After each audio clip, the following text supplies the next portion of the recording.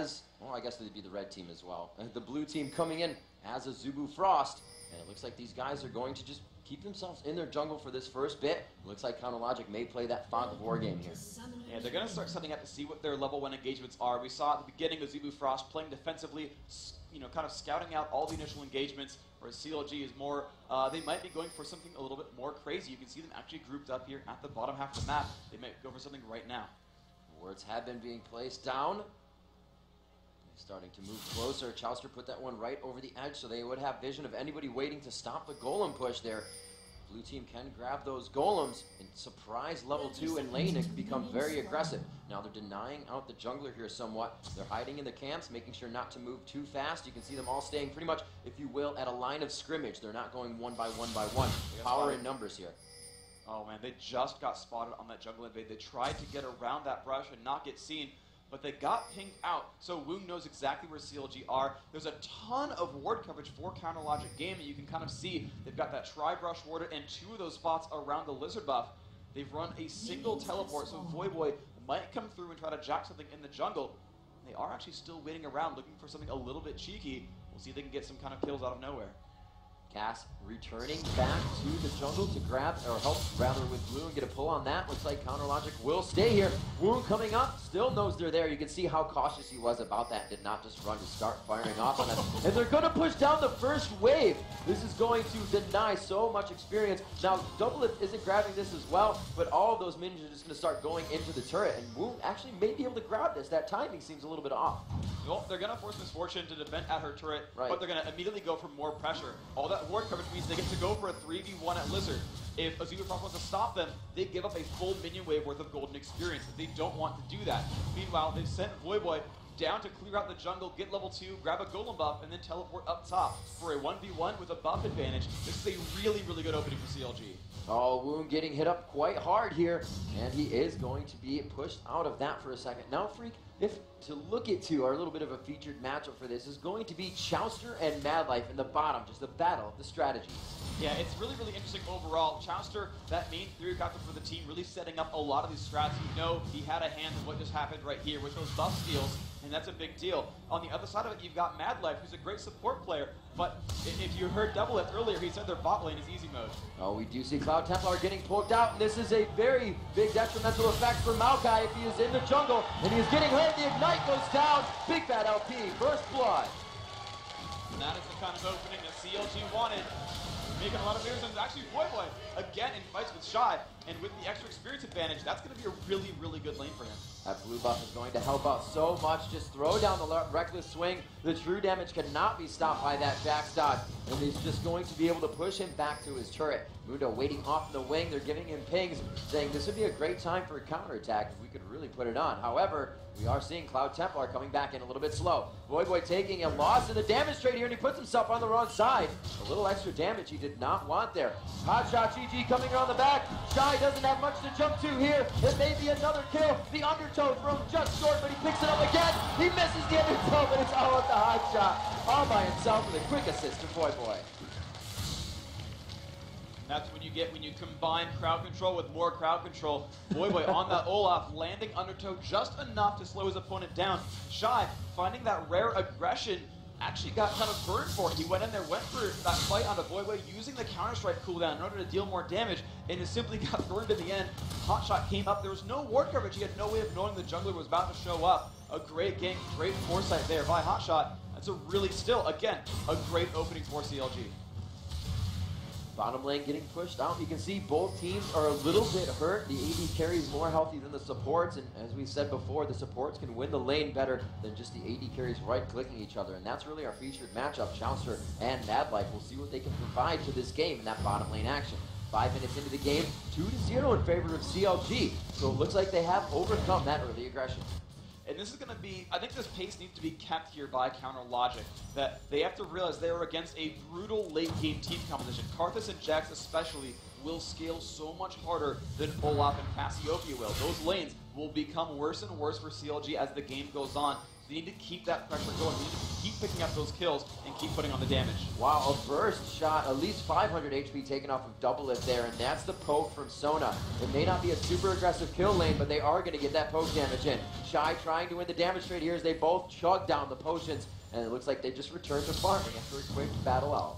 Yeah, they're really cooldown based, both these champions. Before they get any major items, they're mostly about just doing damage. Big Fat in mid, the exhaust is down, and he does go! The transfer over from the blue buff, going to Rapid Star. Very good aggression there. You know, Cloud Templar needs to make things happen for himself because of that early misgank, or invade rather, but they did it well there. That was absolutely correct. Those junglers, really, the emphasis for these games. Those first kills, all of them, actually every single kill so far has come from the hands of the jungler showing up. Boy again, but he's in front of his turret here, trying to drag Shy into the turret. Shy kind of jumping out of position with his name. Usually that's his play, but right now he feels very confident in this tournament. Azubu has played very strong now, 2-0, and Shy has really upped his game. We saw it last game with Zinj, now with Jax against that very, very good Boy Olaf. And we're seeing just constant pressure, actually, all these lanes really getting into fights all the time. These junglers are going to be highly stressed, and they're going to have to keep roaming around the map, getting to these fights in time. When every lane is aggressing, you never know where to go. And especially as they get closer to level 6, there's going to be even more burst available. Right now, that Karthus is 6. There's an advantage on the map for Azubu Frost. They can set something up for Karthus to pick up a kill with Requiem. Chowster doing as much damage as he can, every chance that he can. You can see Mad Life just trying to get power chords in and then move out of the fight, having enough mana to sustain. The buckshot will push as Double Lift returns to buy. Looks like he has about 962 gold, so he'll definitely get some Dorans under his belt there too, in fact, and he will return to lane much stronger. Now if we don't see, yes, they're going back now, Wound, that lane would become very difficult, especially if they weren't there with the minions. So doing this and timing it very well with the bottom lane. Yeah, that's really smart. When you're ever in a lane against an opponent, you've got to realize that picking up a kill or picking up a bunch of minions doesn't mean anything until you spend that gold. I've seen so many times where a player will pick up first blood, then stay in lane with no potions, and end up losing the lane again because their opponent came back with full health, mana, cooldowns, and like an extra cloth armor. You know, these players are constantly aware of the fact that when their opponents go back to base, they're going to show back up with more items, and you on your own side have to make sure that you don't get burned by that and start losing out in items basically because they bought and you didn't. So usually you see Olaf go for either, you know, Undertow or Reckless Swing, but he has put 2 now in Undertow and 2 in Reckless Swing. Is he just looking for consistent damage? He's basically trying to hedge his bets and make sure everything's going to be pretty strong. Both his abilities get a lot more efficient as points go in. The 1 point in Vicious Strikes just kind of makes sure he has some health sustain with that lifesteal there, and that's going to be really useful. But splitting the points is actually really smart. It gives him a mix of wave clearing and trade damage that's just going to work out overall in that lane. We have Hashi GG milling down to the jungle already with an 8-minute Oracles on himself. CLG always getting that very fast map control to help them in the early part of the game so they can find the late somewhat. And Boy backing off here. Nope, throwing a little bit more aggression down as the potions continue to go out. Hotshot still in that bottom lane as they mill about. He hits Mad Life with a cleaver. There's going to be some damage. The force flash there. Very nice and pure shots onto Hotshot. He can't get the heals on. He may go down from this, but it looks like he's going to make it out. The ultimate goes off, but they're all just out of range. Cloud Templar taking a turret shot, and he's just a little too late on the game. Great aggression from Azubu Frost, though.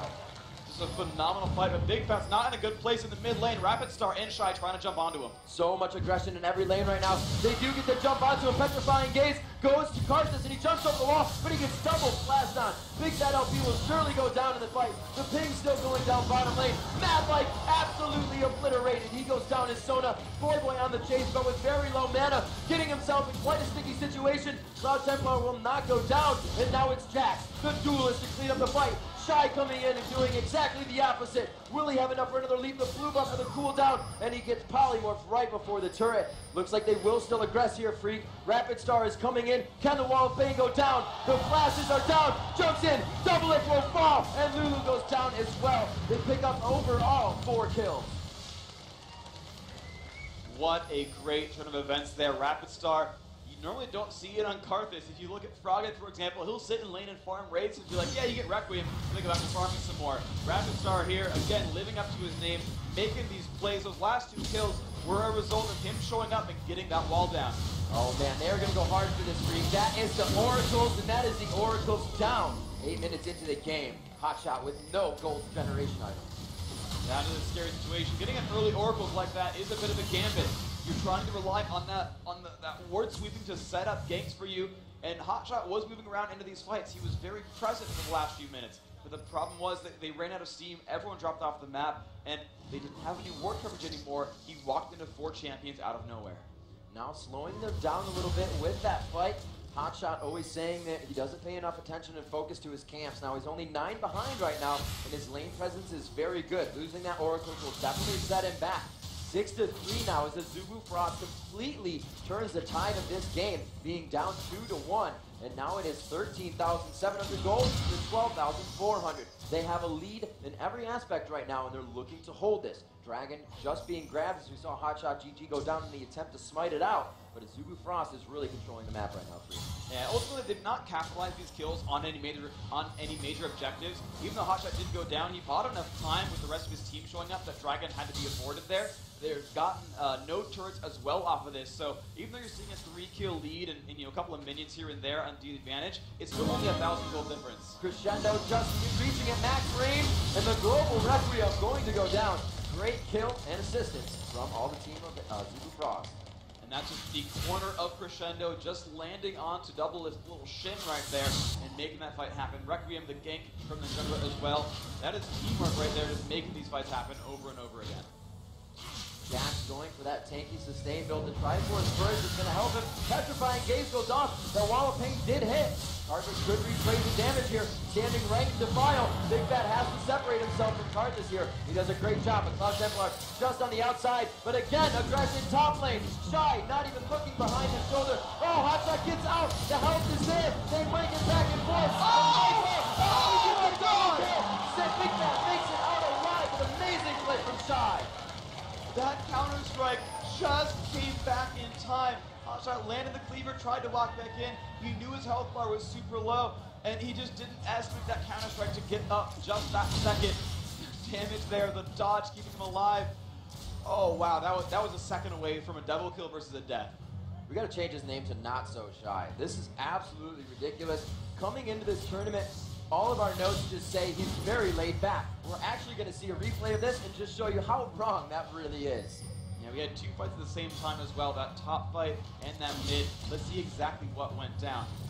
Replay starts off, Mundo jumps in there, getting kind of chased away, but look at that slow, that undertow so perfect right there, and he starts belting out damage, but watch, Hotshot walks back in, and he wasn't ready for it. The dodging is too good, the counterattack damage really, really high. Just excellent, excellent play by Shy. And he was just totally vamping up on these items now, and he actually got himself 2 wards. He knows he's happy in lane. He just said, I took on Olaf and Mundo by myself.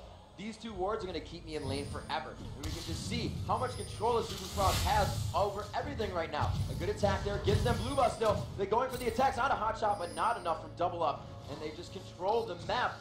CLG can't even enter their own jungle. The good thing was, though, they at least did get that golem buff. It was Right. really, really good coordination there. As the poison was down, Hotshot smoked right before that poison ticked and still gave Big Fat the blue buff. Now, yes, they were forced out of lane, and even though you don't need a kill to do it, forcing your opponents off the map will give you enough map to be able to take things like Dragon or like a turret. You can see they've got 1 of each now, Azubu Frost, so they finally started to capitalize these kills into objectives that snowball the game forward. You can't just rely on getting kills, you've got to get something after that. Well, Shy's got all the kills, his team's got all the objectives, and they are pushing this game forward the right way. How do you feel about these mid builds? We have the Rod of Ages going against the Haunting Guides. Not as much help is going to come from that as you enter into the game, but still both of these champions' main objective is to face each other and fight. This makes a lot of sense really on both sides. That Karthus wants to survive early aggression and just get into the late game, so by grabbing a Rod of Ages, you've got a lot of sustain there, you've got some extra health to survive duels, and it lets him go for that Death Cap and the Sorcerer's Shoes and the Void Staff and everything else to scale into late game. What Big Fat's going for, and he actually did it really well so far, is he wants to duel his opponent. He wants to try to shut down Rapid Star over and over. By getting early magic penetration, he makes sure that he's dealing full damage to his opponent. He'll get ability power and more durability later. He's trying to shut down specific frail opposition, and he's doing a pretty good job of it. We just saw at the same time that Mundo, gave the double kill to Jax, he actually got into a duel with Karthus and came out completely clean from it. So, right now it's on Big Fat LP to shut down Rapid Star, and CLG as a whole needs to find something to shut down Shy. A lot of pings going down as Counterlogic Gaming moves through the North River here. Kind of just milling about. Big Fat with that blue buff, getting harassed out by Wound, trying to miasma down the minions and keep them out. Cloud Templar buying that 15-minute Oracle. We have not seen it come back on Hotshot yet. That money is still trying to be regrouped. He does have the Heart of Gold to get that money back, as he's not getting killed. It will help him out a little bit. And the Blitzkrieg, like they try to sneak this one out. We've seen this happen from teams lately. Wow, and it's right after 15 minutes. This is dangerous, though. They've got a lot of damage, and it's been seeing CLG pink out Baron, but it's down below half health. They're getting low. This could be a hot shot smite steal. He does not have flash, though. He can't reach it to smite, I don't think, from outside the pit unless he runs around. Boyway comes in from the side. He's going to jump in on a Cloud Templar. They do not get Baron. It's going to go to Azubu, but they're very low in the fight. The focus is Maokai. He does not get his ultimate down, and they continue to go 1-for-1 here. Boy looks to fall, and Hotshot can't do anything from the outside. That ends up making it a 2-for-1. Excellent job there. And just like last time, Doublelift alone in the bottom lane, trying to shut this one out and turn this one back around. The fortunate thing here for CLG is that, it's still early enough in the game. The Baron buff itself is not actually providing a lot of armor and a lot of ability power and attack damage. The actual buff itself scales over the course of the game, so the purple orbs aren't granting quite as much as before. The major advantage you're already seeing on the scoreboard up top. Mostly it's the golden experience, and that's gonna, not grow anymore over time. So this was like the one fortunate thing for CLG is they can trade a turret, which is a permanent advantage, and try to stabilize here in the mid game. I think they can defend turrets in a 5-on-5 if they want to. Freak, I really like the MF Sona. Not so much powerful in lane for its poke, or it's powerful in lane for its poke, not so much its kill, but the ability to fly around the map is huge. You can see him taking turret after turret. And that's huge overall, and this is really what Azubu Frost wants to do, is just like when you pick up champion kills, when you pick up the Baron buff, you want to run around and try to find aggression on turrets. The extra mobility that they have because of Sona Misfortune really sets them up for turret kills out of nowhere, which is actually a very, very big deal for them. But on the same side, I really feel that though there is a 6,000 gold difference, CLG still does have turrets, and they have a very good anti-team fight composition.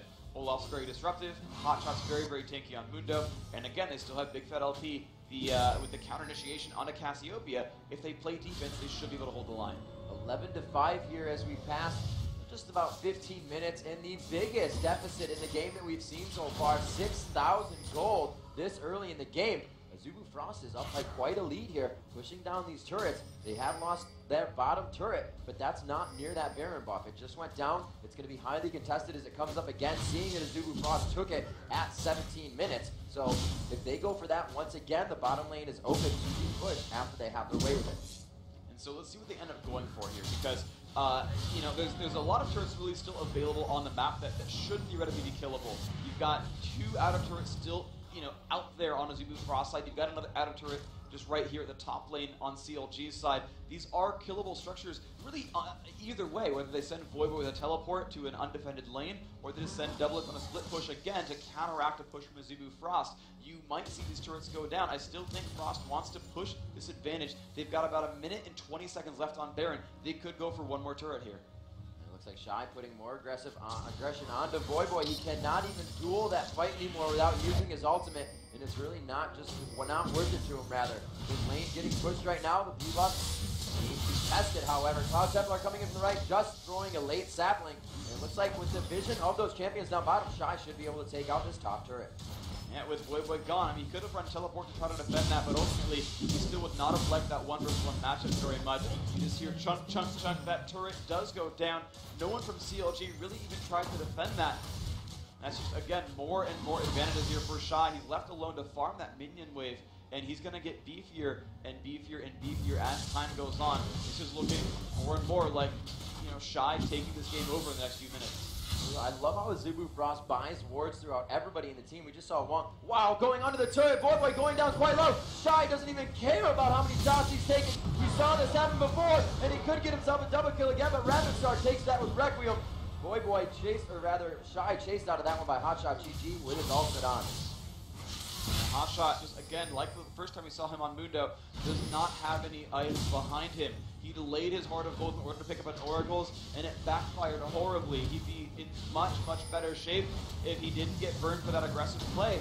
And you just see he's behind items, trying to finish up maybe an Aegis, maybe a Ninja Tabby and a Spirit Visage, but he's got no major items here. You would have thought that a 2-on-1 behind a turret would have been the chance for CLG to turn back onto Shy.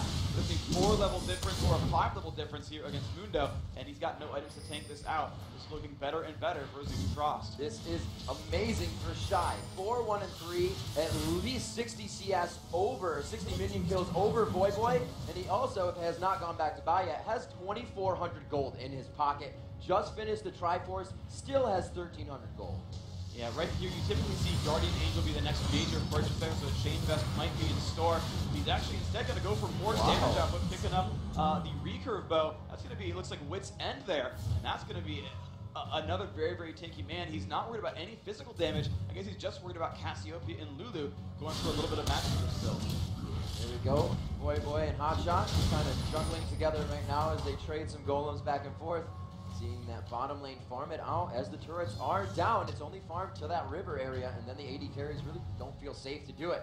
12-5 at 20 minutes.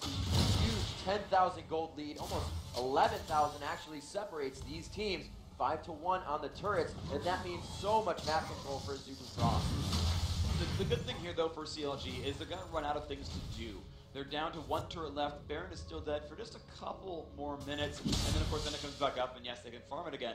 But they're running out of easy objectives to take. So if CLG can stall this out, which really hails back to the old CLG from a year ago, if they can hold on to it, and they have the champions to do so, they can wait around for a little while and finally get themselves to a late game situation. I think Double Lift on Graves will have a better late game than Woong, and I think Big Fat LP can, if he manages to stay safe in the team fight, which will be hard, but is doable, he'll be able to be just as big of a team fight threat as Rapid Star is on Karthus. So in that theoretical end game where everyone's got max items, CLG does have, I think, the champions that it takes to put up a very, very good fight. At least certainly better than the fight they've got right now in front of them. So to CLG's credit, what they need to try to go for is buying time and stopping the pushes. And thankfully for them, there's not much else for Frost to do without getting inside CLG's base, which makes those fights so much easier to win. And Freak, they are looking to do just that. Very heavy initiation coming from Cloud Templar with Shurelia's Aegis and Boots of Mobility to get himself in the fight and sustain until his team can close the gap that he made with Twisted Advance. Throwing down that ultimate Maelstrom, he is going to be able to mitigate a lot of damage. And with the AoE, the area of effect of his team we talked about before, they can really close down some of these fights. You see Voyboy trying to get himself some help with that Giant Belt, slowly piecing together items as well. Looks like he may finish Shurelia's for himself or Randuin's as well. He needs to put out some damage for his team though. Big Fat trying to help Hotshot as he's pushed out of the fight by the AD carry Woong. Now MF is playing huge dividends for them with the speed of her and Sona around the map. Here they are again, free to dance out the Baron. This is really smart for Azubu Frost. They know that they're in the driver's seat and that even with Baron putting out some pressure, that they've got the ability to take a 5-on-5 fight.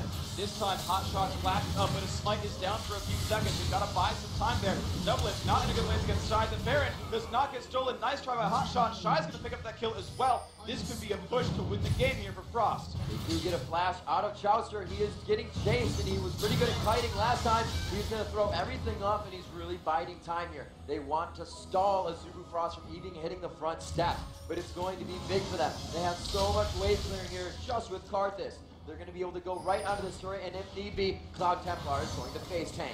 This inhibitor turret is going to mean big things for them. Super minions come after the inhibitor. They're going to have that open the entire time. So even if they don't get it here, they're more than prepped for the late game. They're going to like this one overall. You know, if you don't care about minions, you can backdoor turrets. Cassiopeia is not going to do much to stop that push. Normally you pick her because she'll clear minion waves, and then sometimes players are afraid to backdoor. But if you know it's a 5-on-2, you won't care about the turret very much, and Frost will continue to push in. There's that Twisted Advance. Can they close the gap? Looking for the Crescendo to come out. They don't have the room for their area of effect, but it does huge damage so far. Still focusing Shy in the middle of 4 people. Goes down from the turret, but Chowster gets the pickup. Mad Light forced back, but he grabs one as well. 2-1 on the exchange. This looks bad for CLG.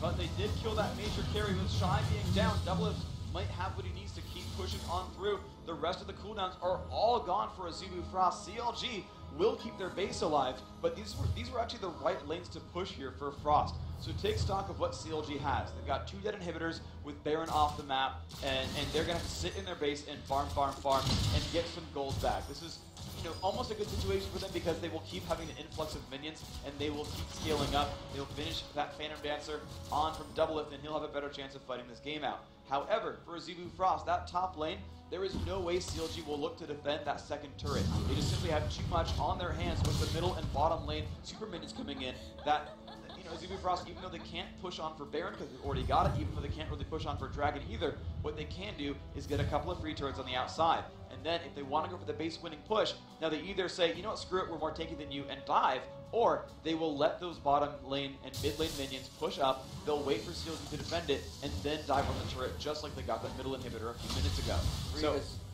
So Azubu Frost, they have a lot of cards to play, and if they play a measured, confident game, I think they can take this one. But if they don't, if they screw up that one fight, CLG's in great shape.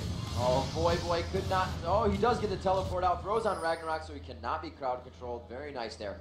Gets himself out, but the teleport is down. And Freak to make mention of how much Azubu Frost is choking CLG right now for experience and for gold. There is one core item, now a second core item finished to an average of 2 on the side of Azubu Frost for every champion. The Bloodthirster and the Shurelias are the only standing core items on Counter Logic North America right now. And they need to make this fight happen here. They're going on for that top turret, and here comes the dive. The twisted advance. Boy's Ragnarok is down. They catch him up in the fight. It's going to be full time. Dropping down Mundo. Hotshot will not be able to help his team as that tank wreaking havoc running around. They lost one of the tanky people. They lost Big Fat LP for the reinitiate on the fight from Cassiopeia. And it's going to be turret takedowns on the Nexus now for Azubu Frost. They look to go 3-0 here on the first day of the championship game. A very nice wild growth keeps them off, but the Nexus is the only thing standing in their way after this one turret. They're going to have that open, forcing CLG back to their fountain. Azubu Frost goes 3-0 in the group stage, taking out CLG in their game. Congratulations here to Azubu Frost. They are our first quarter finalists. They are maybe watching, I should say fifth quarter finalists. 4 of them did, none of them did qualify for winning their region. So Frost putting all doubts aside, saying, yep, we are amazing. Welcome us into the next round. Thank you very much. Now CLG, they are 1-2 in the group. Their hopes lie with SK Gaming. They are going to be watching and cheering as hard as they possibly can for SK because they hold their hope alive. With Invictus being 1-1 and SK being 0-2, if SK wins this next match, we've got a 3-way tie for second place. That is going to be so very massive. So Freak, you just said it a little bit. There's a few situations that happen, but let's take a look at how this impacts group